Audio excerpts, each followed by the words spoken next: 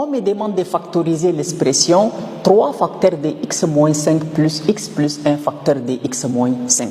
Avant tout, je dois identifier combien de termes existent-ils dans mon expression.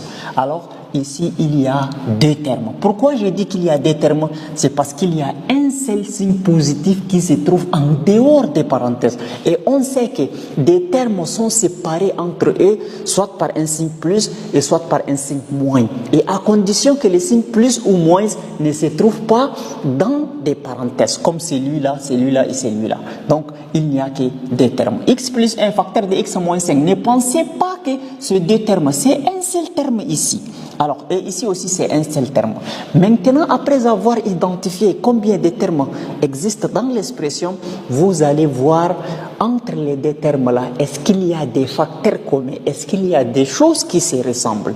Oui, ici, dans le premier terme et le deuxième terme, on constate qu'il y a x moins 5, x moins 5. X moins 5, x moins 5 sont les facteurs communs entre les 2 termes. Donc, pour factoriser ça, vous allez dire x moins 5. Donc, c'est-à-dire ce que vous avez souligné ici et ici, là, vous l'avez déjà écrit ici. Ça ne vaut plus encore la peine de prendre celui-là ou celui-là.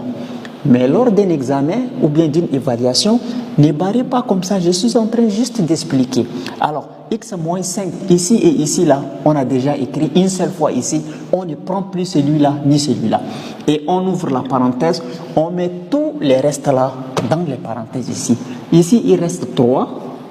Plus, et ici il reste x plus 1. Donc je peux mettre parenthèse dans parenthèse ou bien crochet dans parenthèse. Il n'y a pas de parenthèse dans crochet, il n'y a pas de problème.